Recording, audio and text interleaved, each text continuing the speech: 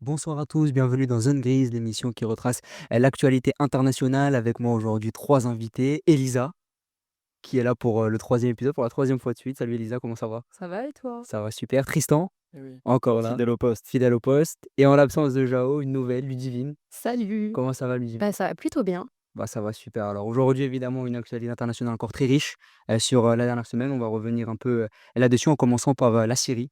Et une situation assez compliquée. Un an aujourd'hui que le régime autoritaire de Bachar el-Assad est tombé du côté de la Syrie, renversé par les rebelles d'Ahmed el-Shara. La dynastie al-Assad a été contrainte à l'exil suite à la perte de son pouvoir. Le pays tente de se reconstruire après la guerre de 2011 qui a laissé beaucoup de stigmates. Le chômage atteint 90% dans certaines régions. Le nouveau président Ahmed al-Shara, ancien vétéran djihadiste, tente sur le volet géopolitique de se rapprocher des acteurs occidentaux. Les États-Unis, le Canada ou encore le Royaume-Uni ont récemment levé les sanctions contre le pays. Est-ce le début du renouveau? Ludivine, qu'est-ce que tu penses de ce qui se passe du côté de la Syrie maintenant depuis un an? Bah, je dirais que c'est plutôt une bonne situation. C'est compliqué pour un pays de se reconstruire après, de multiples années d'un régime, imposé. Mais, le nouveau président quand même présente une nouvelle perspective qui est plutôt, qui semble démocratique et qui a des actions, positif pour, les populations, malgré, quelques attaques auprès de certaines populations, notamment les sunnites. Mais il y a une liberté d'expression qui est plus grandissante, au niveau des habitants, si j'ai bien lu. Et donc c'est plutôt une bonne situation, mais ça reste quand même hyper compliqué pour un pays de se reconstruire, avec tant d'années, si lourdes. Toi, Tristan, tu souhaiterais rebondir sur ce qu'a dit Ludivine? C'était assez complet quand même pour une première intervention. Je trouve que c'est quand même assez Merci. Non. complet, assez recherché. Toi, t'en penses quoi un peu pour être bref? Je répondrai à cette intervention par la phrase suivante, c'est que les ennemis d'hier peuvent être les alliés d'aujourd'hui. Plutôt marrant quand on y réfléchit, plutôt Mmh. cocasse, parce que ça montre surtout que la géopolitique et la guerre de manière générale, elle n'est jamais binaire. Elle n'est jamais binaire et les enjeux sont toujours très divers. Tout dépend de quel, comment dire? De quel point de vue on se situe et c'est très important de le souligner que vraiment les ennemis d'hier, peut-être les alliés d'aujourd'hui. Parce qu'il y a quelques années, je pense qu'on retourne 10 ans en arrière, notre bon vieux nouveau président de la Syrie, bon, beh, il se serait fait bombarder, je pense. On passe maintenant du côté, de l'Asie de l'Est avec une autre actualité chaude. Nouvelle tension en Asie de l'Est. Dimanche dernier, le Japon a accusé la Chine d'avoir déployé des avions de chasse militaires au large d'Okinawa, mettant en danger la souveraineté nippone sur la région. Le ministre de la Défense a qualifié ces incidents de dangereux. La résurgence des tensions entre Japonais et Chinois s'est intensifiée depuis l'accession au pouvoir de la première ministre nationaliste Sanae Takaichi. L'armée chinoise effectue des essais militaires dans une zone proche de Taïwan. L'île, toujours revendiquée par la Chine, suscite aussi l'intérêt du Japon qui verrait, selon les mots de sa première ministre, une intervention chinoise comme un problème existentiel pour le pays du soleil levant. Elisa, qu'est-ce que tu penses de cette actualité et de cet embrasement qu'il a du côté de l'Asie de l'Est entre deux grosses puissances mondiales quand même, donc c'est pas à négliger. Et oui, c'est quelque chose quand même qui dure depuis un moment, ce conflit, nippon-japonais et particulièrement justement autour, des îles d'Okinawa, donc des îles, japonaises, avec une forte, présence militaire américaine et on sait très bien que la Chine, est, en grande floraison justement dans ces eaux, du Pacifique. Elle, veut montrer, sa souveraineté, sa puissance, montrer aux autres, tout de même, sa domination surtout en rapport pardon, à Taïwan et on voit que ces actions militaires, qu'elle a opérées ne sont pas anodines puisque, de ce que j'ai compris, au large des îles, elle a, décidé d'être un peu en garde, comme si demain elle pouvait tirer à tout moment. Et finalement, ce genre d'action-là peut donner un geste maladroit de la part des Japonais et donc entraîner une guerre. Donc en fait, c'est très drôle puisqu'on appelle ça un conflit de zone grise, comme notre émission.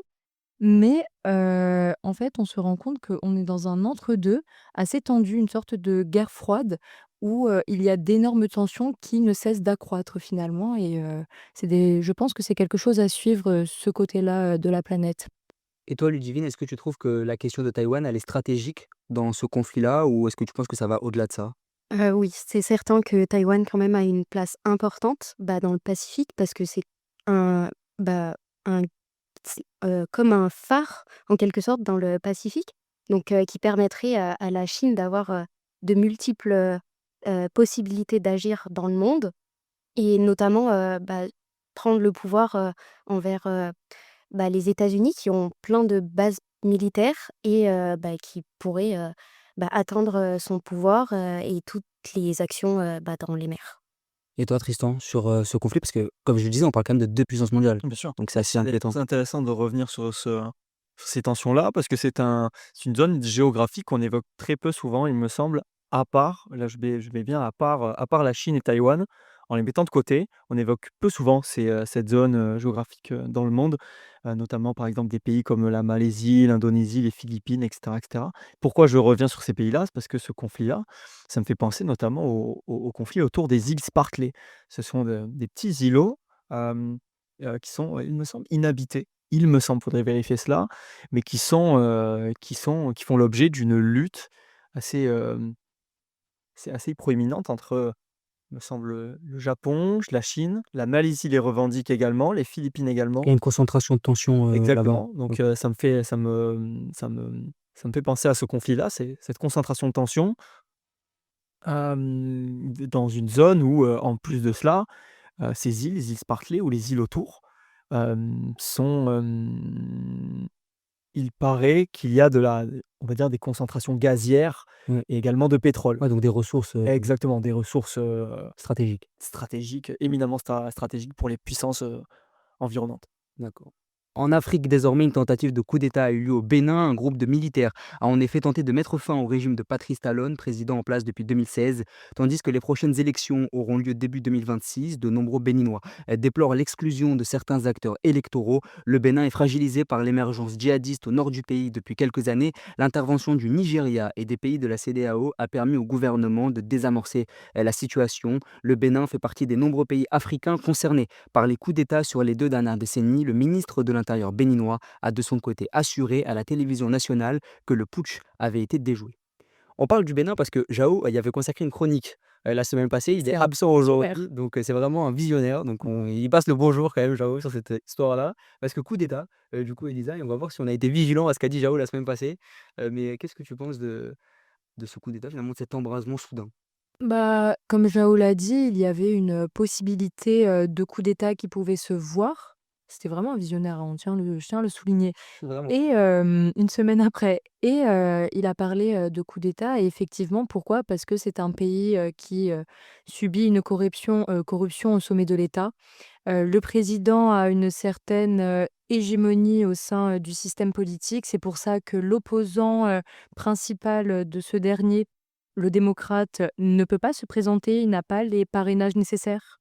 Donc finalement, on se rend compte que, un coup d'État comme celui-là, peut-être que, là-bas, c'est pas anodin, c'est comme ça qu'ils agissent et finalement ça montre à quel point le peuple n'est pas nécessairement en accord avec, ce qui est mis en place et ce qui peut être décidé par la suite et donc non, ce coup d'État, rien d'étonnant finalement, rien d'étonnant. Et toi, Ludivine, on voit une vraie, proéminence des coups d'État, du côté de l'Afrique depuis 2 décennies désormais. Comment tu analyses finalement, le fait qu'il y ait autant de coups d'État dans cette zone-là du monde? J'aimerais tout d'abord dire que, quand même, un coup d'État, au Bénin, c'est pas traditionnel parce que le Bénin est perçu quand même comme l'un des pays les plus stables d'Afrique de l'Ouest. C'est ce que j'avais dit, ça, Donc en effet. qu'il y ait ce coup d'État aussi, ça reflète ce qui se passe dans le Sahel, c'est-à-dire la multiplication des putschs, dans cette zone. Mais aussi, on peut noter, cette fraternité entre les pays, de l'Afrique, avec la CEDEAO qui intervient, pour protéger, les présidents, actuels.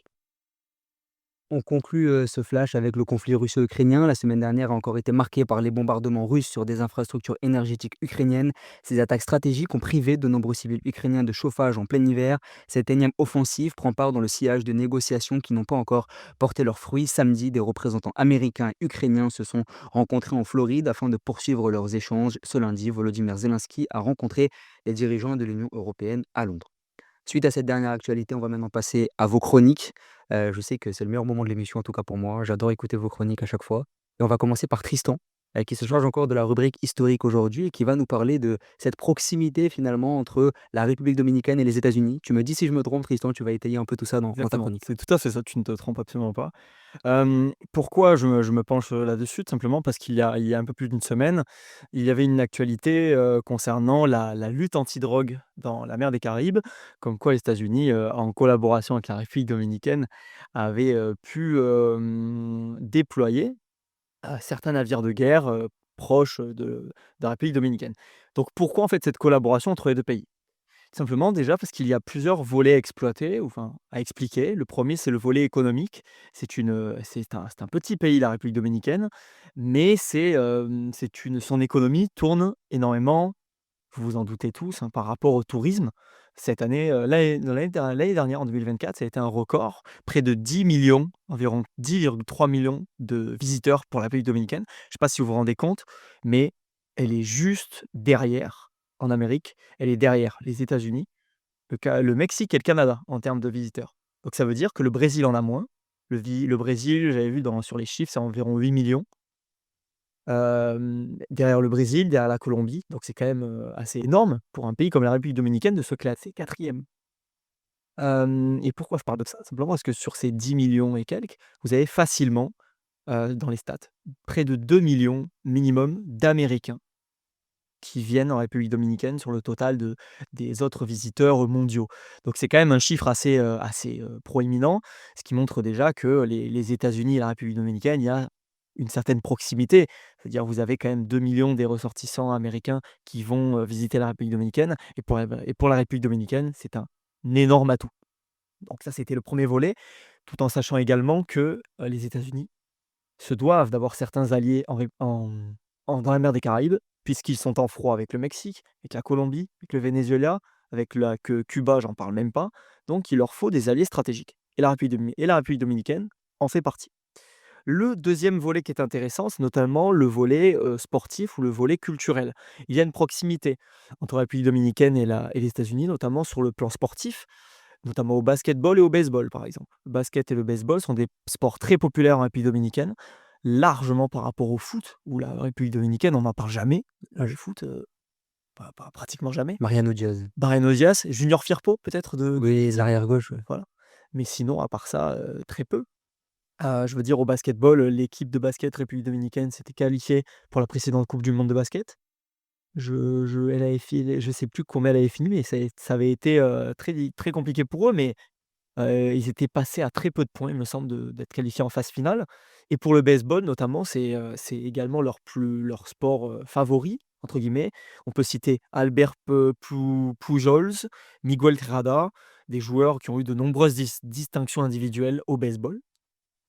Et ensuite, je voulais évoquer le volet plus historique. Donc déjà, il faut comprendre que la diaspora dominicaine, elle est présente énormément dans les grandes villes, surtout à New York. Cette diaspora, elle est arrivée à peu près en masse dans les années 60, puisque dans les années 60, vous avez la mort, de l'ancien dictateur, dominicain qui s'appelait Rafael Trujillo. Notamment ce dictateur, bon, il avait la concentration des pouvoirs, la concentration des richesses. C'est assez habituel pour un dictateur. Il y avait également malheureusement des tueries, il me semble, contre des populations haïtiennes. Parce que vous savez que la République dominicaine, c'est la frontière, avec Haïti, l'île Hispaniola comme on l'appelait. Donc voilà, beaucoup de Dominicains sont arrivés aux États-Unis de par ces faits, de dictature et la mort ensuite du dictateur. Beaucoup de Dominicains sont partis aux États-Unis. Donc à New York, par exemple, pour les derniers chiffres, vous avez environ 700 000 Dominicains à New York. C'est assez énorme, tout en sachant qu'ils ont presque des quartiers à eux, c'est des quartiers dominicains. Surtout au nord de Manhattan, vous avez à la frontière du Bronx, un quartier on lui a donné le nom de Little Dominican Republic. Ce quartier à New York, il comprend les quartiers notamment de Washington Heights et également de Inwood, il me semble. Et dans ces quartiers-là, vous pouvez notamment découvrir la culture latino, la culture latino, mais surtout la culture dominicaine. Elle est très présente là-bas, beaucoup de restaurants, beaucoup de bars dominicains, etc., etc. Et pour terminer cette chronique, si cela vous chante, sur une note comment dire? Un peu plus légère, si vous souhaitez découvrir la culture dominicaine à New York, chaque année, vous pouvez assister à la Dominican Day Parade qui se déroule tous les deuxièmes dimanches d'août chaque année Merci pour à New York. l'invitation, c'est cool. Donc, si Mmh. jamais ça vous tente, prenez vos billets et passez un bon moment. En tout cas, merci pour cette chronique, c'était vraiment très complet, Tristan. De rien. Est-ce que toi, Elisa, tu avais eu vent de cette proximité entre la République dominicaine et les États-Unis, notamment d'un point de vue sportif?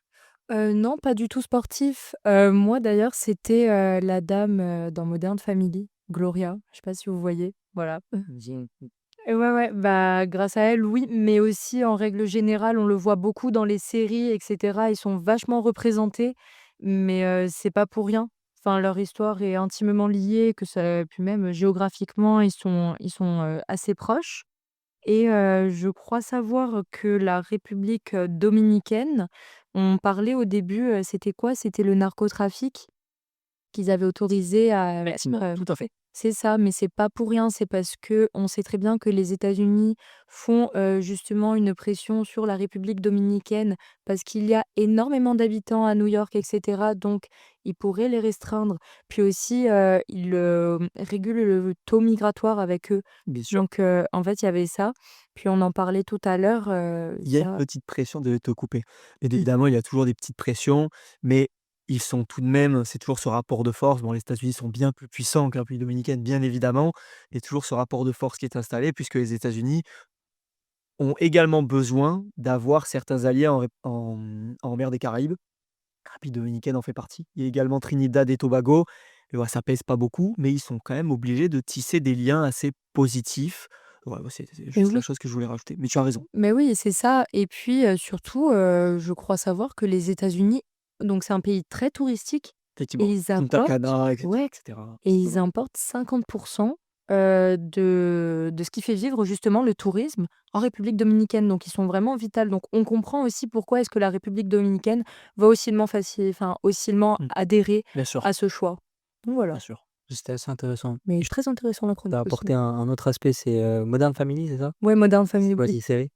Oh, c'est génial, non, non, Disney+, faut aller voir, Ah ouais? ouais, Bah, ouais. tu vois, elle a apporté un autre volet à ta chronique. Effectivement. Donc c'est vraiment intéressant. C'est une des plus belles femmes du monde, hein, Jeff Bezos, elle a demandé en mariage, elle a dit non. Ah ouais? Ouais. Bon, on ira Et je tout ça. rajouterais, bon, pour les footeux, c'est Junior Firpo, Mariano Diaz et je me rappelais plus le nom de ce joueur qui a joué à Norwich, Aurel Hernandez. Je sais pas si ça te dit un truc? Non, ça me dit rien. Bon voilà, comme Je le prends très mal que ça me dise rien, vraiment. regardez. Mais Firpo, oui, Barcelone, le Betis. On va maintenant passer à la deuxième chronique avec, Ludivine qui va nous emmener en terre inconnue aujourd'hui. Une île qu'on méconnaît plutôt, en France, qui a eu son indépendance, il me semble, mais c'est assez compliqué au niveau des tractations. Qu'est-ce que tu peux nous dire sur cette île-là? Je te laisse, en parler, Ludivine. Oui, c'est exact. Alors, je vais vous parler d'une petite île isolée, perdue dans l'immensité du Pacifique. C'est Bougainville. Elle est convoitée par de nombreux pays, mais elle n'a jamais pu exprimer sa propre identité. Une revendication portée depuis plus de 30 ans par les habitants, désireux de contrôler leur destin. En 2027, Bougainville pourrait devenir le 196e État reconnu de la planète. Donc Bougainville se situe dans le Pacifique, à un jet de pierre des îles de Salomon, au nord-est de l'Australie, un territoire montagneux, volcanique et sauvage, d'environ 200 km de long. Autour d'elle, plusieurs îles, dont Buka, forment une région autonome d'un peu plus de 200 000 habitants. Son histoire commence en 1768, avec l'arrivée du navigateur français Louis-Antoine de Bougainville. 2 siècles plus tard, l'île va passer de main en main, allemande à la fin du 19e siècle, puis australienne après la Première Guerre mondiale. L'île intègre la Papouasie-Nouvelle-Guinée lors de son indépendance en 1975. Mais le point de rupture, c'est en 1964. Cette année-là, on découvre la mine de Panguna, l'un des plus grands gisements de cuivre et d'or au monde. Exploitée par une compagnie australienne, elle devient rapidement un symbole d'injustice et de dépossession pour les habitants. La colère monte et à la fin des années 80 éclate un conflit majeur. La Bougainville Revolutionary Army prend les armes pour demander l'indépendance de l'île. C'est l'un des pires conflits jamais connus en Océanie, près de 20 000 morts. En 1990, l'île proclame unilatéralement son indépendance, mais elle n'est pas reconnue. Il faut attendre 2001 pour qu'un accord de paix soit signé. Bougainville obtient ensuite une constitution, puis un gouvernement autonome en 2005.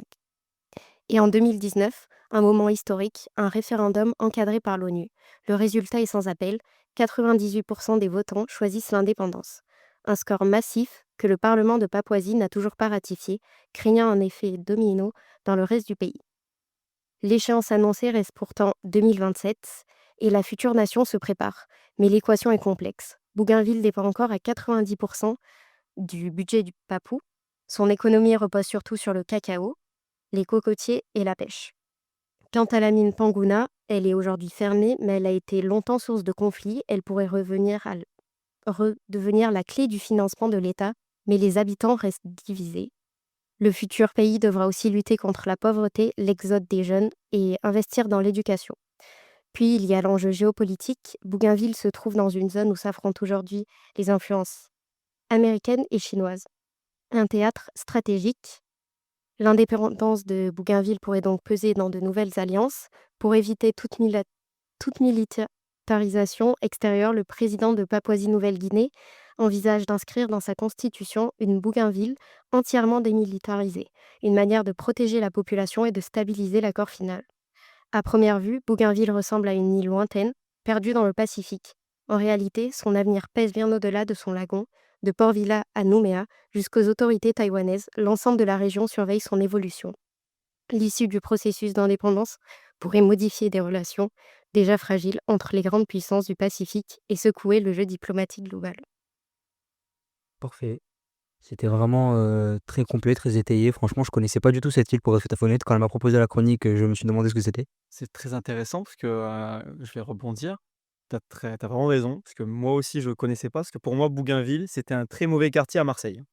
Bougainville, le quartier Voilà, tu vois, bah, c'est un quartier, ça je connaissais pas. Voilà. pourri à Marseille, où je me garais de temps en temps, voilà, dans certains L'anecdote, dans ça, c'est à certaines soirées, mais tu m'as appris un truc. Parce que maintenant je peux savoir qu'il y a 2 Bougainville, mais vraiment. en plus, elle le dit très bien, mais c'est une région qui est stratégique en fait. C'est déjà qu'on Sûr. on la connaît pas du tout, mais en fait, Non. dans un second temps, c'est aussi extrêmement stratégique parce qu'il y a beaucoup d'acteurs internationaux très importants qui s'y disputent pas mal de choses. Toi, t'en penses quoi, Elisa, du fait qu'on connaisse pas du tout ce territoire, mais qu'il soit vraiment l'objet de tensions finalement?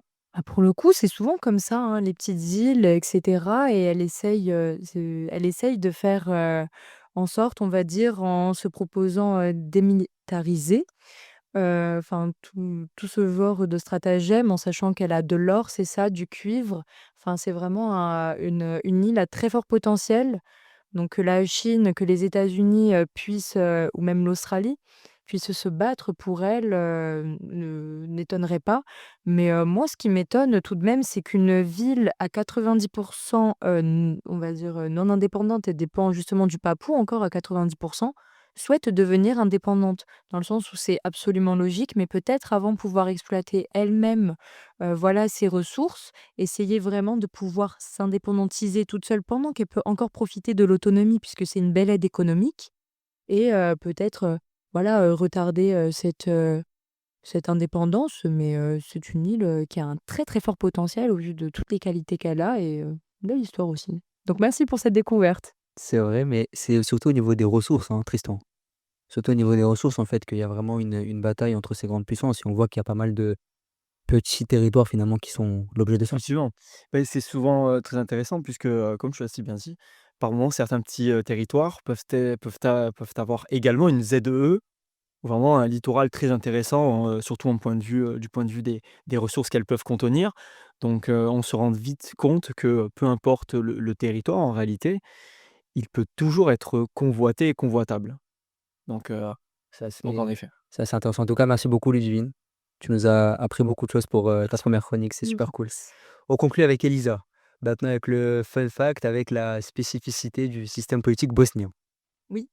Donc, pour la fun fact historique, nous verrons, l'exception que fait la Bosnie-Herzégovine puisqu'elle a à la tête de son pays 3 présidents et donc voilà, dans l'imaginaire collectif, on peut s'imaginer à la tête d'un État présidentiel qui se trouve qu'un seul président Eh bien, pas dans l'État bosnien qui a décidé de mettre en place une présidence collégiale. C'est la conséquence de compromis politiques afin de trouver la paix entre les Bosniaques, les Serbes et les Croates. Ils forment à eux trois les Bosniens sur le fameux territoire de la Bosnie-Herzégovine. Et pour comprendre ce mécanisme unique, il faut avant tout revenir sur la genèse de cet État particulier. Et donc, au début des années 90, la fédération de Yougoslavie commence à se disloquer par la mort du dictateur Tito et la chute du communisme. C'est alors qu'émergent des aspirations nationalistes dans les républiques fédérées de la Yougoslavie, et parmi elles, la Slovénie et la Croatie proclament leur indépendance en 1991. Seulement, sur le territoire de la Bosnie-Herzégovine cohabitent trois peuples. Les Serbes orthodoxes, les Croates catholiques et les Bosniaques sunnites. Ils ne sont pas ce que nous appelons une nation homogène, c'est-à-dire une population qui partage la même identité par une même langue, une même religion et une même culture en dehors de toute origine ethnique. Et par la dislocation de la Yougoslavie, apparaît deux blocs au sein de ce pays, les Bosniaques et les Croates qui ne veulent pas rester dans une Yougoslavie corrompue additionnée par le nationalisme serbe, et de l'autre les Serbes de Bosnie qui veulent rester attachés à la Serbie et non au nouvel État bosnien. Cela cause une guerre extrêmement meurtrière entre eux de 92 à 1995, avec à la tête les forces armées des trois peuples. Et c'est en 1995 que les États-Unis de Bill Clinton, suivis de l'Europe et de l'OTAN, qui imposent un cessez-le-feu. C'est ainsi que les accords de Dayton en 1995 mettent fin à la guerre. Le seul bémol, quelle structure politique peut être adoptée pour ce pays alors qu'aucun de ces trois peuples ne souhaite être gouverné par un autre? C'est ainsi qu'est pensée une présidence tripartite et collégiale dans la constitution de la Bosnie-Herzégovine en 1995. Concrètement, les trois présidents représentants de chaque ethnie sont élus tous les 4 ans au suffrage direct, en fonction des deux régions. D'un, la République serbe, à ne pas confondre avec la Serbie, et de l'autre, la Fédération de Bosnie-Herzégovine. Mais un Serbe vivant dans la fédération doit voter pour les deux candidats bosniaques et croates, et non pas pour un Serbe. Et quant au président, ils alternent tous les 8 mois. C'est un choix symbolique, mais aussi le seul compromis, puisqu'il garantit une égalité pour chacun des peuples du territoire bosnien et président quant à la politique à suivre, puis surtout pour qu'il n'y ait aucun monopole quant à cette fonction. Et il ne s'occupe de la politique étrangère et de la défense, et chaque décision doit être prise par consensus, c'est-à-dire que tout le monde soit d'accord. Comme dans tout bon système, il y a un mécanisme de blocage. Ici, chaque membre dispose d'un droit de veto qu'il applique s'il estime qu'une décision porte atteinte à l'intérêt vital de son peuple. Ce choix unique a été la seule façon de faire baisser les armes, mais ce veto reste inefficace puisqu'il rend difficile la gouvernance. Et depuis le 15 décembre 2022, la décision du Conseil européen accorde à la Bosnie-Herzégovine le statut de pays candidat à l'adhésion avec l'Union européenne.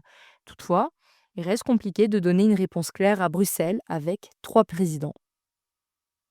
C'est vrai que c'est assez compliqué quand même, hein, cette situation. En tout cas, merci Elisa pour ta chronique. Là aussi, c'était très informatif et Elisa l'a très bien dit, c'est presque collégial. Collégial. Voilà, donc c'est vraiment collégial pour le coup, merci. Ça l'est vraiment. Et toi, t'en penses quoi de J'ai trouvé cette chronique très intéressante parce que déjà, je ne savais absolument pas que la Bosnie avait 3 présidents. Mais le truc qui m'a fait écho, c'est surtout que j'ai un ami qui est allé, dû à son travail, qui est allé bosser, en Bosnie-Herzégovine. c'est ça? Bon, j'ai bégayé.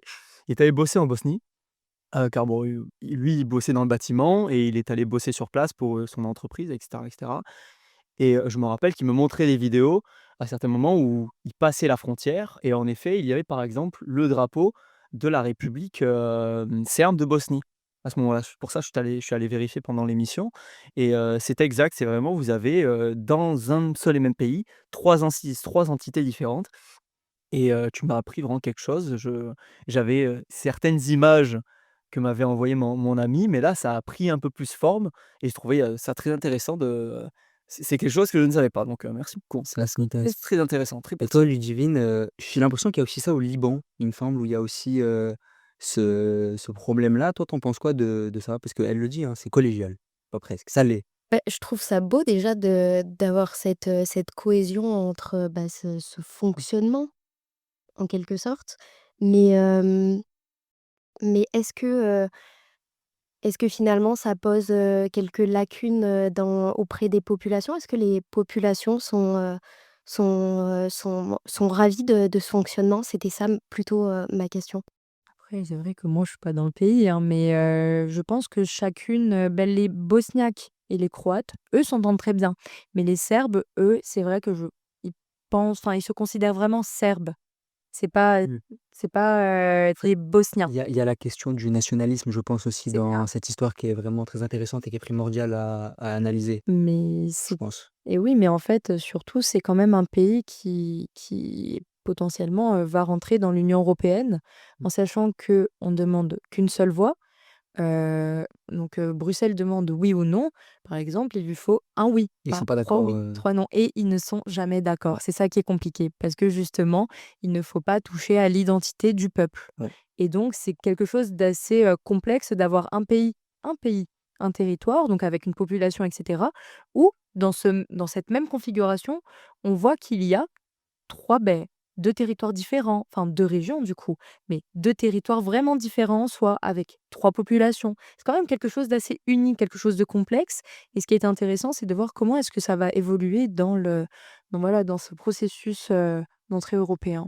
C'est vrai que c'est assez morcelé et il y a un nouveau défi, comme le dit très bien Elisa, qui est maintenant l'accession à l'Union européenne. Il va falloir évidemment se mettre d'accord, parce qu'on a l'impression qu'il y a 3 peuples en main, quoi, donc c'est assez compliqué comme problématique. En tout cas, je pense qu'on a tout dit, pour aujourd'hui, à part si vous voulez rajouter quelque chose sur, une chronique. Ouais, un petit ajout vite fait, je pense. Une fact sur la fun fact. Tu pas une fac.